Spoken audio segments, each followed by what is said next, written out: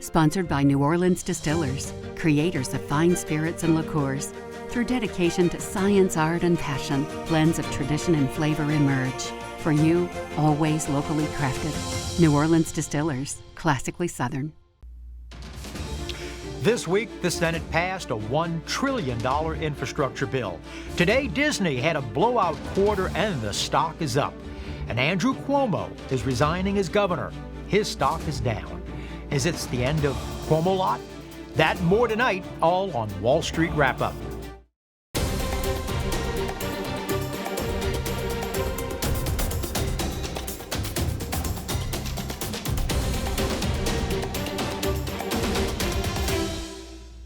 Hi, and welcome to Wall Street Wrap-Up. I hope your week went well. I'm Andre Laborde. Our goal is bringing Wall Street to your street for today, Friday, August the 13th, 2021. And to get you ready for the week ahead. Well, tonight, we'll be talking with a man in charge of one of the largest air carriers in the business, Oscar Munoz. Oscar is the executive chairman of United Airlines. And just this past May, he retired as the CEO and chairman of the board of the company. The economy is reopening after a forced lockdown, but how will the new Delta variant affect air travel? Well, we'll be talking with Oscar about that and more in just a moment. But first, how do the markets do this week? Well, the Dow Jones Industrial Average ended the week at 35,515, up 16 points for the day and up 0.8 of a point for the week. The S&P 500 closed today at 4,468, up 7 points for the day and up 0.7 for the week. And finally, the NASDAQ. They finished the week at 14,822, up 6 points for the day and basically flat for the week.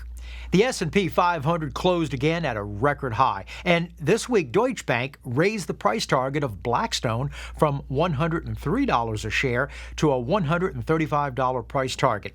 And analysts at Jefferies raised the stock of Tesla from a hold to a buy, raising their price target of Tesla from $700 to $850 a share. And while we're at it, speaking of Tesla, Wedbush has a buy rating at $1,000 a share. Well, my guest this evening is the former CEO and chairman of the board of United Airlines, and presently, Oscar is the executive chairman of United Airlines. Hi, Oscar. Welcome to Wall Street Wrap-Up. Well, thanks for having me, Andre. I appreciate it. When did you retire as CEO of United? So I stepped down from the company with any formal procedures. I was executive chair as well in May of 2021, so just a few months ago. It really has. And Scott Kirby was the one who took over right after? Right. Scott is someone I procured early on the process and built. People don't give it as much. The concept of good succession planning in a large public company is not something it's something that's not often done well. Mm-hmm. And I think the way we did it at United, signs of great companies are when you can make a nice, easy succession plan with the right person that carries on the existing legacy and builds it on from themselves. And I think we did a nice job of doing that at United. Yeah, I think that's the best way when it comes to everybody from employees to contractors to suppliers. When there's a seamless transition, that's usually always the most easiest way without any kind of uncomfortable bumps along the way. No, and again, and just like United, I think we had 10 CEOs in the course of 12 or 13 years. So back to your point of employers and customers, right? What an experience of constantly having to sort of whiplash back and forth. So it's nice to have a little continuity and a little focus on the future. Oscar, what do you see the economy looking like for the remainder of this year and going into next of 2022? So I am an optimist by nature and always thinking of the positive side of things because that's what we're supposed to generally do. Uh-huh. And 3 weeks ago, we were looking really, really strongly at the future. Things were beginning to come back. Meetings, board meetings that I attend, we're all going to be in person, but clearly this Delta variant has had its effect. The concept and the divide around vaccination has caused a little uncertainty. But having said all that and knowing that uncertainty exists, at least at United Airlines, we're certainly bullish about the back half of the year and going forward. We think things will recover back to normal, not quickly and certainly well into next year. But we're pretty positive about that. The overall, so I talked to a lot of customers. I've been doing quite a bit of traveling. And so clearly the pent up demand to get out of my town, my city, my home. And so our leisure flights have been jam-packed full, and our leisure destinations are always full. We've opened up a little bit of Europe. That's something that I've been working on for some time. And all those flights are full. And of course, the Delta variant is having its effect on that and such. But most of the folks are feeling very, very comfortable and safe in flying. A. B, they have a little bit of money to spend, which is great for the consumer space. And clearly, I believe that, little bumps aside, we will be back, next year as an economy. I think we'll begin to be hitting on all cylinders. In the Wall Street Journal, the CEO of Marriott reported that they had great gains for this last quarter that they had, and they see the business. In fact, they see the business economy, business traveling to be picking up for the third and the fourth quarter. And I guess I understand what you're saying when it comes to news reports. I mean, for leisure travel, the airlines are packed. Do you see business travel usually always lagging consumer personal travel? Well, I think historically, not so much. I think the events of the day certainly are going to change the paradigm. And so by far, business travel is easily the slowest. Now, the way United is situated on all our central hubs, they all operate in the top 5 business communities in the country. And that business travel has certainly been lagging what we've seen on the leisure side. It will return, and it's not normally lagging, but it is in this particular instance. We're starting to see more of it. You're hearing CEOs talk publicly and openly about return to office and sort of getting back to normal. Just business is such a relationship and a human sort of connectivity. If you talk to people in the sales organizations, they can't wait to get back out there with their customers. And what I say to folks publicly, when they say, no, it'll never be back, it's kind of like teleconferencing of a few years ago where nobody was ever going to go on trips. I just don't believe that's true. The human dynamic and the business aspects of how we do business are going to require sort of face-to-face over time. And honestly, what I tell CEOs who are reluctant to believe that, or at least understand that, is, your competitors, if you're the top player in your market space, your competitors are loving the fact that you're saying you're never going back to the office and you're never going to be back in public. And there's an old United commercial that's kind of resurfaced that sort of did that, kind of the boss walking around with tickets to everyone. It's like, we're going to get back out there and meet with our customers. That's a fundamental nature of the capitalist markets and business. And I strongly, my opinion is that they're going to return. And I talk to a lot of folks in leadership that feel the same way. You might have to ask Scott to dust off that old commercial, because sometimes the retroactive commercials are sometimes the best, and especially with business travel. Yeah, that's been discussed. And of course, given the financial nature of of what the company has gone through, unless we air it on social media or you let me play it on events like this, it's hard to get it on network TV right now at the cost of things going on up there. Well, Oscar, you got an open invite here. I just want you to know that, especially those in the financial industry. Teleconferencing only goes so far. Now, I'm very happy. There's no way someone such as yourself can be coming into our area, into the studio and talking. So this works out perfect. But when it comes to account execs and sales and pressing the flesh, very happy for companies like DocuSign that you can sign away, or Zoom, or Teams with Microsoft. But there comes to be a point where you want to have a face-to-face type of relationship, and business really needs that type. Especially, what I'm thinking too, also, especially for new people that are just in a new salespeople, new account execs. If you've been in it for a while, that's one thing, and you haven't developed those relationships. But you have to have that personal one-on-one to be able to make that sale.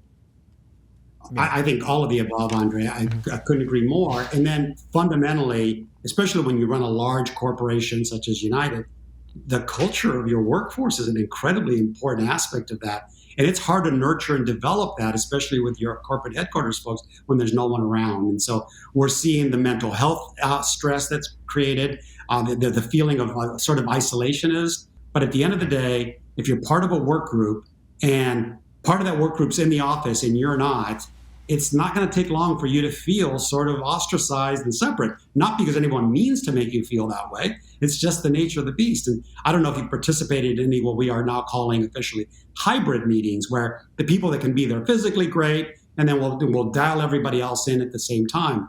And I've done it on both ends, and it's just when you're not in the room, there's just so much conversation, communication, and just body language conversation that really makes it a sense. Just recently, although this was before the Delta variant really started getting going, the CEO of Morgan Stanley, James Gorman, had said that he wanted all of his employees, now this was in Manhattan for the New York area, back in by Labor Day. Well, I'm sure that's going to have to change some, or possibly. I don't know. I haven't heard what he said since this in the last week or so, week and a half. But other companies, you're right, CEOs are going to have to adapt to having, like you say, hybrid or other type, while at the same time having FaceTime, physical FaceTime in the offices or at the workplace for doing their work. Yeah, I think what I see the most widely approved practice has been slow. I always say to everyone that asks me, it's like, provide your company and your employees and your folks options. And then once you have options, I think people are more comfortable. People that can't for whatever reason, well, the option is for them to stay out a little bit longer. People that want to opt in and come in, let them in, and then do it, a couple days a week on, a week. There's all sorts of models that people are being done. And so that's how it'll help. It'll be a slow, gradual migration back to the office. And Gorman certainly said that. All the big bank heads, Jamie Dimon was very, very specific, because at JP Morgan Chase, you're coming back to work or you don't longer work here. I mean, I'm paraphrasing, but that's kind of what he said. Whether you're a family of two or you're running a company such as the size of an airline, you're seeing inflation right now. And I've talked to a number of economists and CEOs, and I've gotten two things. Many are saying that it's transitory, temporary, and some are saying that it's here to stay. What are your thoughts, your personal thoughts, about this? I've gotten out of the economic forecasting business. You're a long not. time ago. You put your economics hat on. I watch demands of our customers. From my opinion, I can't imagine it's transitory. I think there's always cycles, and I think a certain degree of inflation is going to creep into the market. It just from a standpoint of that, it's the correction, everything that's happened. It's creating these different paradigms and dynamics that people don't understand. And one of the pressures that will happen will be on inflation. I don't think it's as severe as some people think, that it's going to really crater markets. But the concept of transitory is a little concerning for me, because people begin to make decisions that maybe aren't, from a long-term perspective, the right ones. Nobody expected this kind of impact to ever be felt in our economy. All right, in our industry, the worst thing we ever had from an external event was 9/11. And it was by far then the worst thing that ever happened to the industry. But I think the economy I just believe it's going to have to take a little bit of an impact. I was watching Ken Langone this week, in fact, and Ken, who's the co-founder of Home Depot, he was saying, and where he also agrees also with you, is that it's labor cost. As you know, when you're running a company, so much percentage of your expenses weekly and monthly is labor costs. And once you give that employee X amount of dollars per hour or per day or whatever their contract states, you can't then go back and take it back. So that's why he also agrees concurrently with you, is that this isn't temporary, but, we'll be seeing. Of how something like that. We'll see. But in the interim, I think the focus that I see a lot of folks taking is putting forth some excitement first to their employees. Let's let people know in our business we're buying these aircraft, we're investing in the customer experience. We're not investing as much as we normally would, given that financial constraints and the debt that we've had to take on. But I think for business leaders across the system, as much enthusiasm, appreciation, and more importantly, kind of enthusiasm and positivity about what the future might hold, I think is going to, the old adage, we talk ourselves into bad things, is so true. And if we all walk around, oh my God, this will never work, this will never happen, it's not true. And all you have to do is go back in history. We have a very strong economy. We have an incredible base of leaders in our capital markets. They're going to make this work. If you're just joining us, so happy to have Oscar Munoz. Oscar is the retired CEO and chairman of the board of United Airlines. We're going to take a break, but we'll be right back.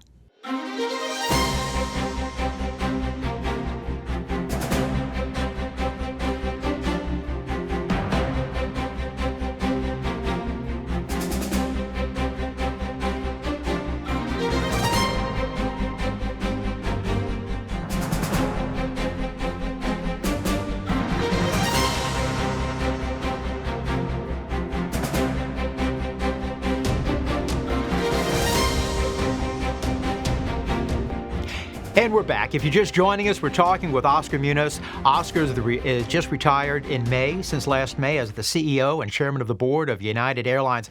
Oscar, right before we left for a break, you were talking about the large order of aircraft that United had ordered. You can't sometimes turn on a dime, if you're behind the wheel of a sailboat as compared to the wheel of an aircraft carrier.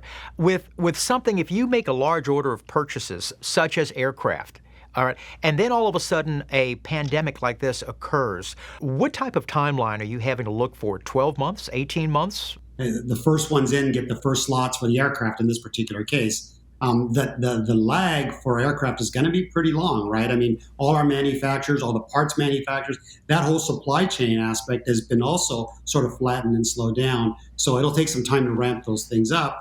We have great partners in the space. Everyone that we work with across the board with regards to aircraft, we've been planning on this for some time. The announcement we made was the right one at the right time for us and guarantees us slots and production schedules. So we think we're ahead of the game. Now, of course, the downside to that is you may be ahead of the game of something you don't necessarily want to do, right? Once you order them, they are yours. I mean, the adage in our world is once they've cut metal, that plane is yours, and you've got to take it at some point in time. So it is a bit risky, but again, that's how fundamentally bullish we are on the return to work, return to offices, return to normal business travel.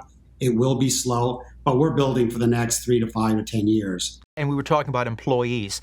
Your kind of work is very specialized. You had reductions of flights because of laying on the ground. How do pilots keep up their skills? Well, it's a great question, Andre, and I think one the public doesn't generally understand and know. You cannot take off time from flying for any period of time and then just jump back into the aircraft. There's a level of reentry requirements and retraining that has to be performed and done. And I'm happy to say, we built the largest training center in the world for pilots at United out in our Denver facility. And we've been promoting people from first officer to captain all of this time. So it does require significant hours of scheduled training before you can get back on the aircraft. And we've been performing all of those things. I have to shout out to our labor union that oversees the pilots. Right at the start of this, anticipating that we would get into this issue, it's like, how do we structure a temporary deal with how they get compensated, how many hours they get, all the different structures in the old contract? How do we adapt that contract to fit the model that says exactly what your question is? We're going to have to keep you trained. We're going to have to keep you in there to some degree. We can't keep everybody, so we can furlough a bunch of folks and then live to fight another day. But why don't we keep everybody generally employed? Take the time to do all the training so that when demand comes up, and it's been coming up very quickly, right? You've seen other airlines. Just as fast as it slowed down, now it's ramping right back up. You're right. Mm-hmm. And so the trick is to be ready for that. And this is not, to your question, this is not an overnight thing. I mean, it can take 3 to 6 months to get people back up to speed. We got our flight attendants who have to be the same way. You have to be, from a safety perspective, flying ready. Oscar, with this shutdown occurred so fast, what does this teach us employers for keeping cash on hand? I suspect boards will take a much a stronger stance on what the sort of the requirements for cash are. I know in our business, given the history of airlines, right, many people have gone bankrupt, so we've kept an amount of cash on our balance sheet for some time that seemed excessively high at the time, at least some board members would say, because, wow, why do we need all that cash? We know we're in a much different situation, we're much healthier.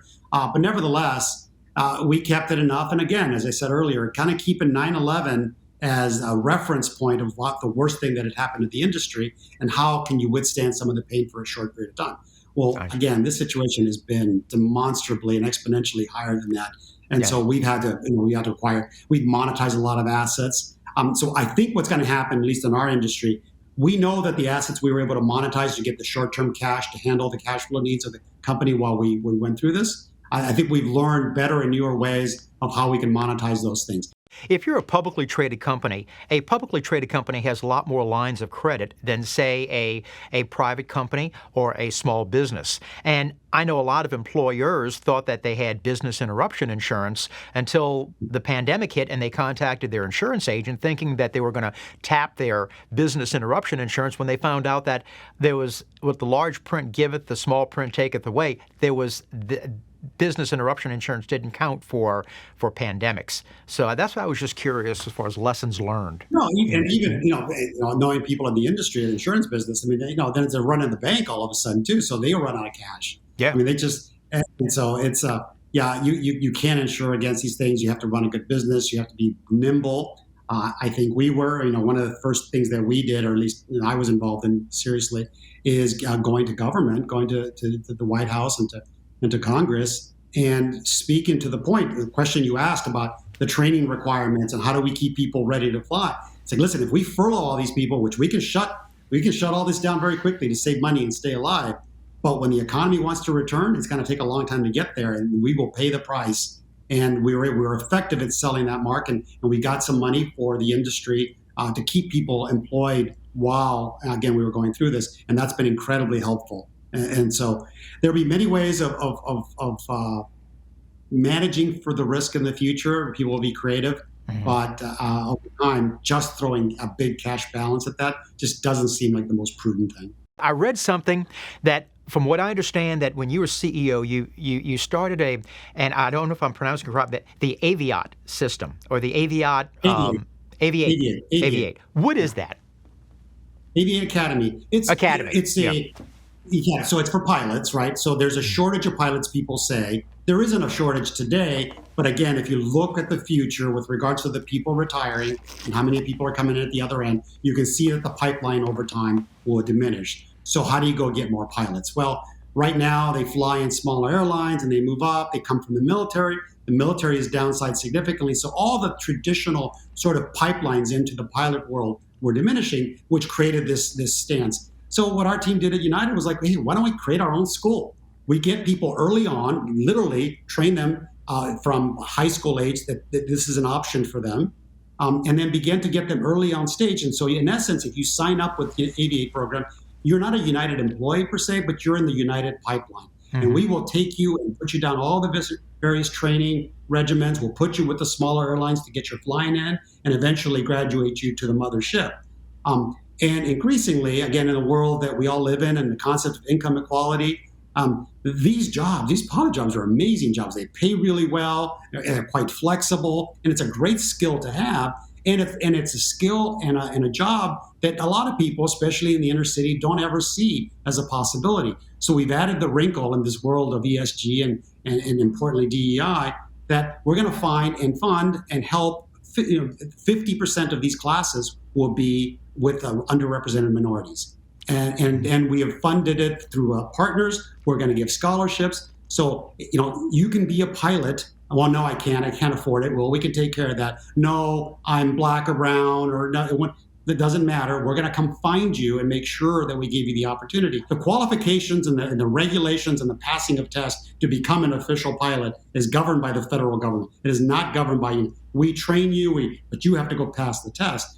And the fact that someone's going to be a woman or someone that's going to be black or brown or that they're going to be inherently unsafe is just screams at the top of the head how biased our nation can be sometimes. No, these pilots will be fully trained, fully capable, and the fact that a good portion of them will come from underrepresented minorities, it's what we want in this country. Now, people forget that income inequality, if you look back at history, can create serious issues for any country, certainly. And so we're doing our best and where we can to sort of help that matter out. So I'm very proud of that academy and what we're doing in that space. I guess to use a baseball analogy, you put them in the minor leagues at first, get them trained well before they go to the big show of the major leagues, right?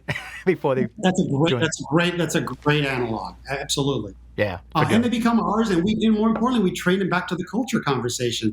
A United pilot has a certain approach and certain things that we do and how we approach our marketplace. And I'm sure all the other airlines do, but it's not ours. And ours is caring for you as a customer. And the speeches I make to them as they graduate are about that very nature of things. How do you treat, the the customers that you're in charge of, like you're literally in charge of their life. And so how do we make sure we make you feel special when you fly with us? And it also builds employer loyalty too, because you started off with a particular company, so when you're moving on up, nothing like employer morale and employee morale and employer loyalty as well too. A host of other things, right? So, for doing it. But and importantly, again, there's a business angle to it. We are replenishing the pipeline of resources we need to fly you in the aircraft. Now, people say, well, you won't need pilots after some time. That's a ways away. I'm out of time, but I really would hope you come back. I had a lot of fun doing it. Happy to help any point in time. Thank Andre. Very good. Thank you. Thanks, Oscar. Really appreciate you being with us. Well, if you've got a question about finance or a comment about the show, we'd love to hear from you. You can always write us at andre@wallstreetwrapup.info. Keep it pithy or concise. We'll be glad to answer your questions. And now for a look ahead for next week. But first, 50 years ago, this weekend, Richard Nixon ended what monetary policy? We'll have that answer in just a moment.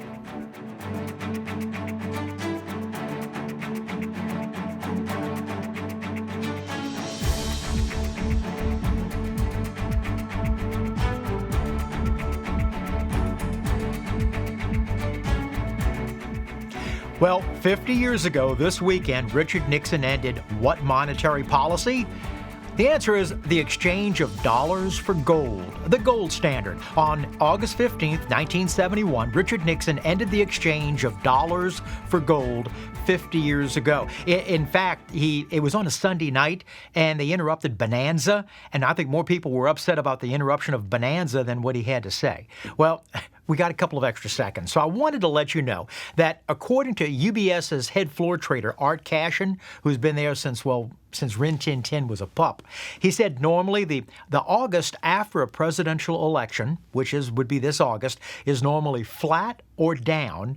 And normally September's are the worst months of the year for stocks. So we're going to find out in about 45 days if Art is right about September, and we'll find out about 15 days about August. Well, and by the way, Goldman Sachs also raised their price target of Home Depot to a buy at $218 a share. Well, next week, Prez Kabikoff will be here, and Prez is executive chairman of the board of HRI Properties. HRI is a developer of hotels, residential apartments, retail malls all throughout the United States. Prez Kabikoff will be here next week as my guest. And also coming up in the weeks ahead, we've got some great shows and guests for you. And we always repeat the show on Sunday mornings, but the best way is to set your DVR so you'll never miss one. And that is our show for Friday, August the 13th, 2021. I hope you enjoyed it. My thanks to Oscar Munoz for joining us this evening, but my special thanks is for you for allowing us into your homes for tonight. Remember, you can always follow us on Facebook and WYES.org. So have a great weekend and an even better week ahead. I'll see you next week for Wall Street Wrap-Up. I'm Andre Laborde. And remember, money never sleeps. Good night.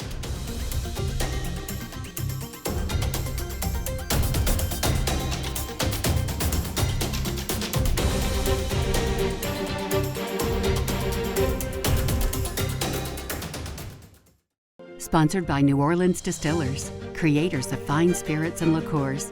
Through dedication to science, art, and passion, blends of tradition and flavor emerge. For you, always locally crafted. New Orleans Distillers, classically Southern.